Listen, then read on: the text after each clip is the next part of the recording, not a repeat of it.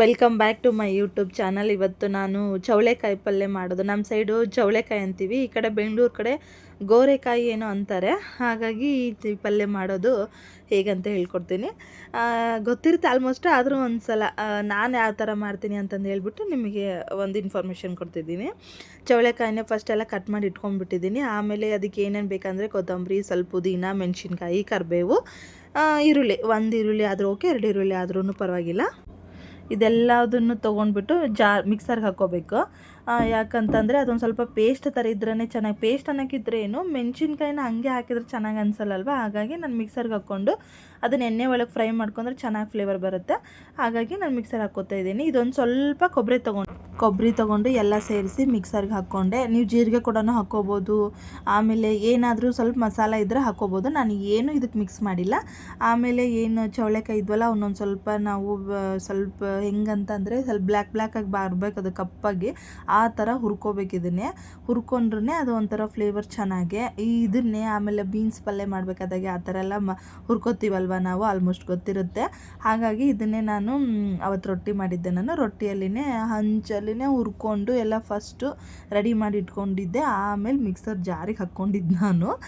ಹಾಗಾಗಿ ಇದನ್ನು ಈಗ ಹುರಿಯೋದನ್ನು ಒಂದು ಸ್ವಲ್ಪ ತೋರಿಸ್ಬೇಕಲ್ವ. ಹಾಗಾಗಿ ಇದನ್ನು ಕೂಡ ಒಂದು ಸ್ವಲ್ಪ ವೀಡಿಯೋ ಮಾಡಿಕೊಂಡೆ. ಇಲ್ಲ ಬೇಗ ಬೇಗ ಮಾಡ್ಕೊಂಡ್ರೆ ಚೆನ್ನಾಗಿಲ್ಲ ಅಂದರೆ ನನ್ನ ಮಗಳು ಬಂದರೆ ನನಗೆ ಯಾವ ಕೆಲಸ ಮಾಡೋಕ್ಕೂ ಬಿಡೋದಿಲ್ಲ. ಆಮೇಲೆ ಅವ್ರಿಗೂ ಒಂದು ಸ್ವಲ್ಪ ಟೈಮ್ ಕೊಡಬೇಕಲ್ವ ನಾವು ಅಂತ ನಾನು ಅನ್ನಿಸ್ತಿರುತ್ತೆ ಮೈಂಡು. ಏನು ಮಾಡೋದು, ಹಾಗೆ ಎರಡನ್ನೂ ಮ್ಯಾನೇಜ್ ಮಾಡ್ತಾ ಇರ್ತೀವಿ. ಹಾಗಾಗೇ ನಮ್ಮ ಮನೆಯವರು ಹೆಲ್ಪ್ ಮಾಡ್ತಾರೆ. ಅವರು ಗೊಂಬೆನೇ ಎತ್ಕೊಳ್ಳೋದು, ನಾನು ಅಡುಗೆ ಮಾಡೋವರೆಗೂ ಅವ್ರ ರೆಸ್ಪಾನ್ಸಿಬಿಲಿಟಿ ಇರ್ತಾಳೆ ಗೊಂಬೆ. ಆಮೇಲಿಂದ ನಂದೇ ಯಾವಾಗಲೂ ಒನ್ ಡೇ ಫುಲ್ಲು ಒಂದು 3 ಅವರ್ಸ್ ನೋಡ್ಕೊಂಡ್ರೆ ಸಾಕು, ನಮಗೆ ಎಷ್ಟೋ ರಿಲ್ಯಾಕ್ಸ್ ಅನಿಸುತ್ತೆ.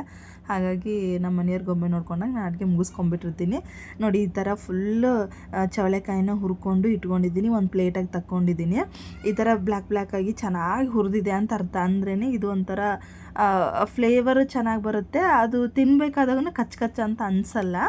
ಹಾಗಾಗಿ ನಾನು ಕಟ್ ಮಾಡಿ ಇಟ್ಕೊಂಡಿದ್ನಲ್ವ ಈರುಳ್ಳಿ, ಆಮೇಲೆ ಎಣ್ಣೆ ಹಾಕ್ಕೊಂಡು ಜೀರಿಗೆ ಸಾಸಿವೆ ಹಾಕ್ಕೊಂಡು ಒಗ್ಗರಣೆ ಕೊಡಬೇಕಲ್ವ. ಇವಾಗ ಒಗ್ಗರಣೆದು ಅದು ಒಂಥರ ಫ್ಲೇವರ್ ಚೆನ್ನಾಗಿ.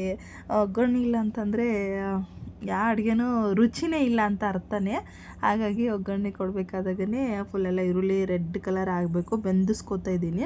ರೆಡ್ಡಿಶ್ ಬಂದ್ರೇ ಅದೊಂದು ಚೆನ್ನಾಗೆ.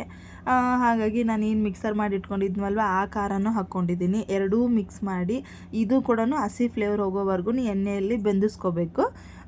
ಆದಮೇಲೆ ಇಷ್ಟೆಲ್ಲ ಬೆಂದಿಸ್ಕೊಂಡ ಮೇಲೆ ನೀವು ಇದಕ್ಕೆ ಏನು ಹಾಕೋದು ಬೇಡ. ನೀವು ಜಸ್ಟ್ ಇದಿಷ್ಟೇ ಇದ್ದರೆ ಸಾಕು, ಅಷ್ಟು ಚೆನ್ನಾಗಿರುತ್ತೆ ಫ್ಲೇವರ್ ಮಾತ್ರ. ಏನಂದರೆ ರೊಟ್ಟಿ, ಚಪಾತಿ, ಅದು ನಮ್ಮ ಸೈಡ್ ಅಂತೂ ಈ ಪಲ್ಯ, ಬದನೇಕಾಯಿ ಪಲ್ಯ ಕಂಪಲ್ಸರಿ ಇದ್ದೇ ಇರುತ್ತೆ. ನಾವು ಹೊಲ್ದಾಗ ಕೂಡ ಇವನ್ನ ಬೆಳಿತೀವಿ. ಹಾಗಾಗಿ ನಾವು ಚವಳೆಕಾಯಿ, ಬದನೇಕಾಯಿ, ಬೆಂಡೆಕಾಯಿ ಇವೆಲ್ಲ ಓಕೆ. ರುಚಿಗೆ ತಕ್ಕಷ್ಟು ಉಪ್ಪು, ಆಮೇಲೆ ಅರಿಶಿನ ಎಲ್ಲ ಹಾಕ್ಕೊಂಡು ಅದಕ್ಕೆ ಒಂಚೂರು ಗರಂ ಮಸಾಲ ಹಾಕ್ಕೊಂಡಿದ್ದೀನಿ ನಾನು. ಮತ್ತೇನು ಹಾಕ್ಕೊಂಡಿಲ್ಲ. ಅದಕ್ಕೆ ಗರಂ ಮಸಾಲನೇ ಹಾಕಿ ಎಣ್ಣೆಯಲ್ಲಿ ಒಂದು ಸ್ವಲ್ಪ ಫ್ರೈ ಮಾಡಿಕೊಂಡು ಹಿಂಗೆ ಒಂದು 5 ಮಿನಿಟ್ಸ್ ಅಷ್ಟೇ, ಹಬ್ಬಬ್ಬಾ ಅಂದರೆ ಫ್ರೈ ಮಾಡ್ಕೊಳ್ಳೋದು. ಆಮೇಲೆ ನಾವು ಏನು ಇದನ್ನೇ ಬೆಂದಿಸಿಟ್ಕೊಂಡಿದ್ವಲ್ವ, ಬೆಂದಿಸೋಣ ಕೂತ್ರೆ ಏನು ಫ್ರೈ ಮಾಡಿ ಇಟ್ಕೊಂಡಿದ್ದನ್ನೇ ಚವಳೆಕಾಯಿನೇ ಇದಕ್ಕೆ ಹಾಕ್ತಾಯಿದ್ದೀನಿ ಒಗ್ಗರಣೆಗೆ. ಫುಲ್ ಎಲ್ಲ ಹಾಕಿ ಇನ್ನೊಂದು ಸಲ ಎಣ್ಣೆಯಲ್ಲಿ ಬೆಂದಿಸಿ ಆದಮೇಲೆ ಒಂದು ಸ್ವಲ್ಪ ನೀರು ಹಾಕ್ಬೇಕು. ಇದಕ್ಕೆ ನೀರು ಹಾಕಿ ಬೆಂದಿಸಿ ಆಮೇಲೆ ಒಂದು ಸ್ವಲ್ಪ ಹೊತ್ತು ಬಿಡಬೇಕು. ಯಾಕಂದರೆ ನೀರಲ್ಲಿ ಕೂಡ ಒಂದು ಸ್ವಲ್ಪ ಫ್ಲೇವರ್ ಚೆನ್ನಾಗಿ ಅದ್ರದ್ದು ಹಸಿ ಫ್ಲೇವರು ಹೋಗುತ್ತೆ. ಆಮೇಲೆ ಎಲ್ಲ ಕರೆಕ್ಟಾಗಿ ಮಿಕ್ಸ್ ಆಗುತ್ತೆ. ಹಾಗಾಗಿ ನಾನು ನೋಡಿ ಇಷ್ಟೇ, ಅದೇ ಏನು ಬೌಲ್ ತೊಗೊಂಡಿದ್ನಲ್ವ ಅದೇ ಬೌಲಾಗೇ ಕೊತ್ತಂಬರಿದು ಪೇಸ್ಟು ಅದೇ ಬೌಲಲ್ಲಿನೇ ಹಾಕಿ ಕವರ್ ಮಾಡ್ತಾಯಿದ್ದೀನಿ. ಆಮೇಲೆ ಈ ಕಡೆ ಇದನ್ನೇ ಗುರಳ್ ಪುಡಿ ಅಂತ ನಮ್ಮ ಸೈಡ್ ಅಂತಾರೆ. ಗುರಳ್ಳು ಇದನ್ನೇ ನಾನು ಆ್ಯಕ್ಚುಲಿ ಹಾಕಿಟ್ಕೊಳ್ಳಲ್ಲ, ನಂಗೆ ಬೇಕಾದಂಗೆ ಮಾತ್ರ ಹಾಕ್ಕೊಂಡಿರ್ತೀನಿ. ಈ ಥರ ಹಾಕ್ಕೊಂಡು ಈ ಪಲ್ಯಕ್ಕೆ ಇದೇ ಸ್ಪೆಷಲ್ಲು. ಇದನ್ನು ಹಾಕಿದ್ರೇ ಅದು ರುಚಿನೇ.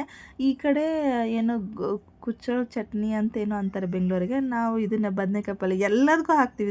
ಇದನ್ನು ಹಾಕಲಿಲ್ಲ ಅಂತಂದರೆ ಏನು ಚೆನ್ನಾಗೇ ಮಾಡಿಲ್ಲ ನೀನು ಅಡುಗೆನೇ, ಏನು ಪಲ್ಯ ರುಚಿ ಆಗೈತಿ ಅಂತಾರೆ. ನಮ್ಮ ಸೈಡ್ ಇದು ಕಂಪಲ್ಸರಿ ಯಾವಾಗಲೂ ಹಾಕ್ತಾರೆ ಪಲ್ಯಕ್ಕೆ. ಇದನ್ನೊಂದು ಸಲ ನೋಡಿ, ಇರುತ್ತೆ ಇಲ್ಲ ಆಲ್ಮೋಸ್ಟ್ ಈ ಕಡೆ ಸಿಗುತ್ತೆ. ಗೊರೆಲ್ ಪುಡಿ ಅಂತಂದೇಳಿ ನಮ್ಮ ಮನೆಗೆ ಒಂದು ಬಾಕ್ಸ್ ಫುಲ್ ಮಾಡಿ ಇಟ್ಕೊಂಡ್ಬಿಟ್ಟಿರ್ತಾರೆ. ಇದನ್ನೇ ಫುಲ್ ಆಲ್ಮೋಸ್ಟ್ ಪಲ್ಯ ಅಂತೂ ಆಗಿದೆ. ರೊಟ್ಟಿ ಜೊತೆಗೆ ಈ ಪಲ್ಯ ಹಚ್ಕೊಂಡು ತಿಂದರೆ ಚವಳೆಕಾಯಿ ಪಲ್ಯ ಸೂಪರ್ ಇರುತ್ತೆ, ಬಾಯಲ್ಲಿ ನೀರು ಬರುತ್ತೆ. ಇದ್ರಾಗ ಇನ್ನೂ ಮೊಸರು ಕೂಡ ಹಾಕ್ಕೋತಾರೆ. ಮೊಸರು ಸೈಡಿಗೆ ಒಂದು ಈರುಳ್ಳಿ ಇದ್ದರೆ super taste combination. Thank you.